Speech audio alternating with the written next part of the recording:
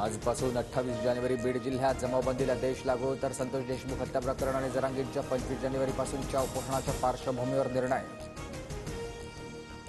खंडणी प्रकरणातील आरोपी वाल्मिक कराडची कोठडी आजच संपणार. वाल्मिक कराडला आज केज कोर्टात हजर करणार.